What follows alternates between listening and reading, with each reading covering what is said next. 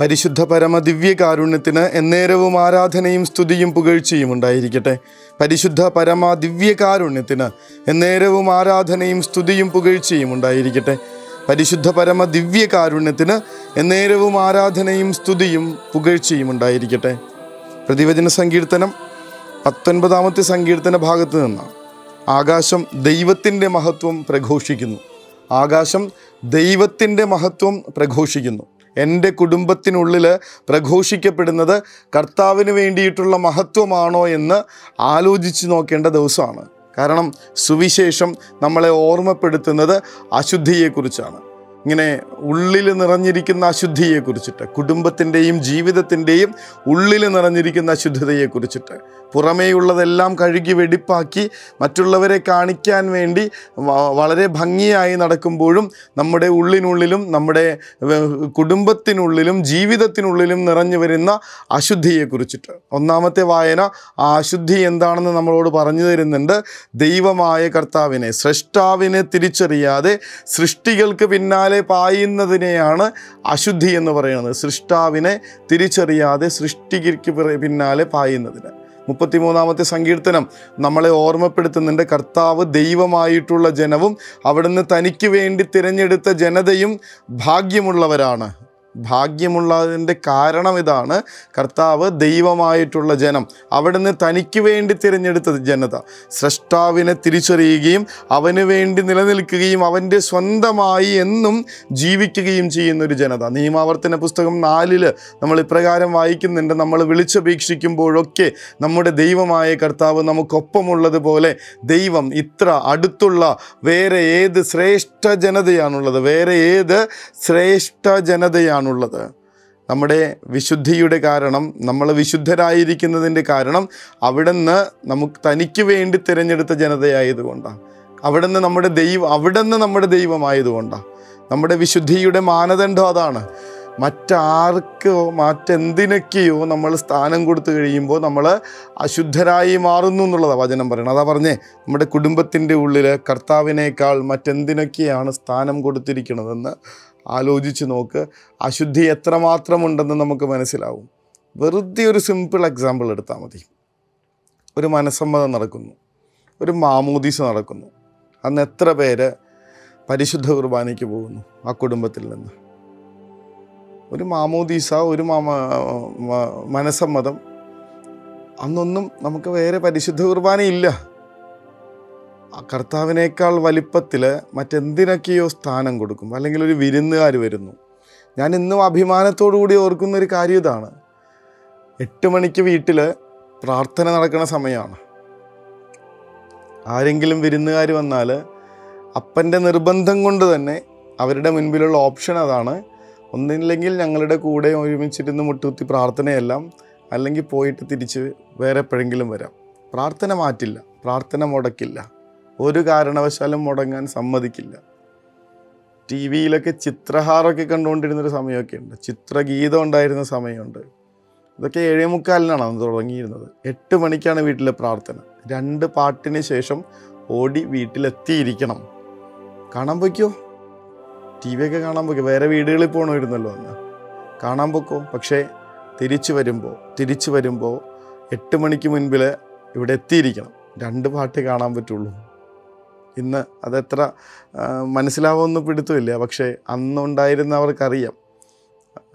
ഇങ്ങനെ തിരിച്ച് മുട്ടുമ്പോൾ നിൽക്കുമ്പോൾ അന്ന് എന്തിനാണ് ഇത്രയും സ്ട്രിക്റ്റ് എന്നൊക്കെ അന്ന് ആലോചിച്ചിട്ടുണ്ട്. പക്ഷെ ഇന്ന് എനിക്കറിയാം, അപ്പം വിശുദ്ധനാണ്. ഇങ്ങനെ കർത്താവിന് വേണ്ടി നിർബന്ധം പിടിക്കുന്ന, കർത്താവിൻ്റെ ജനമാണെന്ന്, കർത്താവിൻ്റെ സ്വന്തമാണെന്ന്, കർത്താവിന് നിരക്കുന്ന വിധത്തിൽ ജീവിക്കണമെന്ന് ഉറപ്പിച്ചിരിക്കുന്ന മനുഷ്യരെയാണ് വിശുദ്ധരെന്ന് പറയേണ്ടത്. അവനേക്കാൾ മുകളിൽ വേറൊന്നിനെയും പ്രതിഷ്ഠിക്കാത്ത ജനതകളെയാണ് വിശുദ്ധരായ ജനമെന്ന് പറയേണ്ടത്. അതിനുവേണ്ടി എടുക്കുന്ന നിലപാടിനെയാണ് വിശുദ്ധി എന്ന് പറയുന്നത്.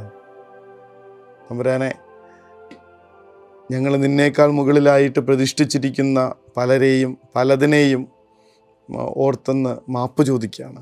അശുദ്ധരായി പോയതിനെ ഓർത്ത്, കർത്താവിനേക്കാൾ മുകളിലായി മനുഷ്യരെ പ്രതിഷ്ഠിച്ച, കാളക്കുട്ടിയെ പ്രതിഷ്ഠിച്ച ഇസ്രായേൽ ജനം അശുദ്ധരായി എന്ന് കർത്താവ് മോശയോട് ഓർമ്മപ്പെടുന്നുണ്ട്. അവരശുദ്ധരായ ജനമാണ്. കർത്താവിനേക്കാൾ കൂടുതലായി മറ്റൊന്നും എൻ്റെ ജീവിതത്തിലോ എൻ്റെ കുടുംബത്തിലോ പ്രതിഷ്ഠിക്കപ്പെടാതിരിക്കട്ടെ. അവന് മുകളിലായി, അവന് കൊടുക്കേണ്ട സമയത്തിന് മുകളിലായി വേറൊന്നിനും വേറൊരാൾക്കും സമയവും കൊടുക്കാതിരിക്കട്ടെ. റീപ്ലേസ് ചെയ്യപ്പെടാൻ പാടില്ലാത്ത ഒരാൾ അത് കർത്താവ് തന്നെയാണ്. നമ്മുടെ കുടുംബത്തിൽ റീപ്ലേസ് ചെയ്യപ്പെടാൻ പാടില്ലാത്ത സമയം കർത്താവിന് വേണ്ടിയിട്ടുള്ള സമയം തന്നെയാണ്, ഒരു സംശയമില്ല. ഇന്നലെ ഓസ്ട്രേലിയയിൽ നിന്ന് 2 അച്ഛന്മാർ വന്നപ്പോൾ അവർ പറയായിരുന്നു, അവിടുത്തെ അച്ഛന്മാരൊക്കെ എന്ത് കാര്യങ്ങളുണ്ടെങ്കിലും ഈ ഡിവൈൻ ഓഫീസ് മുടക്കില്ല.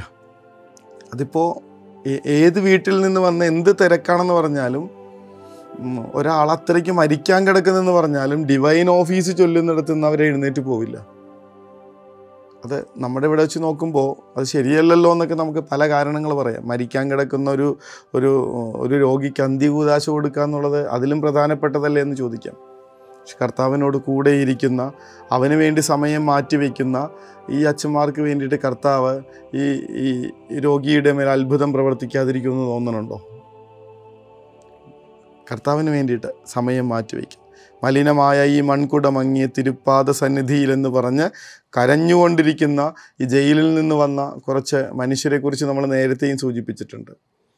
ഇങ്ങനെ പ്രായമായതിനു ശേഷം ഇങ്ങനെ മറ്റൊരു മതത്തിൽ നിന്ന് ക്രിസ്ത്യാനിയാവാനായിട്ട് വന്നൊരു ചേട്ടൻ മാമോദീസ സ്വീകരിക്കുന്ന നേരത്ത് കർത്താവിനെ സ്വീകരിക്കാനായിട്ടൊക്കെ ഒരുക്കി വെച്ചേക്കാം. മാമോദീസ സ്വീകരിക്കുന്ന നേരത്ത് നിലവിളിച്ചുകൊണ്ട് പറയേണ്ട, എനിക്കിതിന് അർഹതയില്ല. കരഞ്ഞുകൊണ്ടാണ് പറയണേ.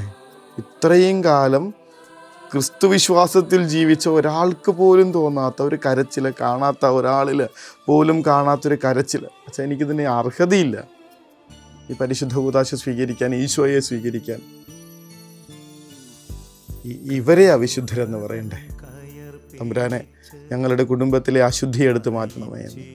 സൃഷ്ടാവായ അങ്ങയേക്കാൾ ഉപരിയായി പ്രതിഷ്ഠിക്കപ്പെട്ടിരിക്കുന്ന എല്ലാറ്റിൽ നിന്നും ഞങ്ങൾക്ക് മോചനം നൽകണമേ എന്ന ബന്ധനത്തിൽ നിന്ന് ഞങ്ങളുടെ പ്രിയപ്പെട്ടവരെ വിടുവിക്കണമേ എന്ന അപേക്ഷയോടുകൂടെ വിശുദ്ധരായി ജീവിക്കാൻ, അങ്ങയുടെ കണ്ണുകളിലേക്ക് ആത്മവിശ്വാസത്തോടുകൂടെ നോക്കി നിൽക്കാനും മാത്രം വിശുദ്ധമായ ജീവിതം നയിക്കാൻ, അങ്ങ് ഞങ്ങളെ തിരഞ്ഞെടുത്തിരിക്കുന്നത് അങ്ങേക്ക് വേണ്ടിയാണെന്നുള്ള ബോധ്യത്തിൽ ജീവിതം നയിക്കാൻ നിങ്ങൾക്ക് അനുഗ്രഹം തരണമേ എന്ന് പ്രാർത്ഥിച്ചുകൊണ്ട് അവിടുത്തെ ആശീർവാദത്തിനായി മുട്ടിന്മേലായിരിക്കും. പരിശുദ്ധ പരമദിവ്യകാരുണ്യമേ, അനന്ത സ്നേഹമേ, പരിശുദ്ധ പരമദിവ്യകാരുണ്യമേ, അനന്ത സ്നേഹമേ.